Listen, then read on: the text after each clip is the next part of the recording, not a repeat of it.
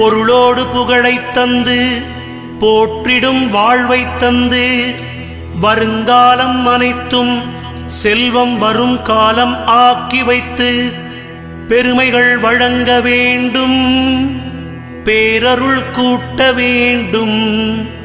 அருள்மிகு குருவே உன்னை அடிபணிந்து வணங்குகின்றேன். வருடம் ஓர் ராசி வீதம் வட்டமாய் சுழன்று வந்தே தருகிற பலனை நாங்கள் தங்கமாய் ஏற்றுக்கொள்வோம்.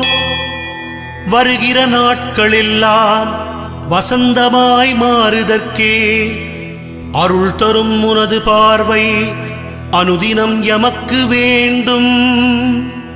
குருவே நீ பார்த்தால் போதும் கோடியாய் நன்மை சேரும்.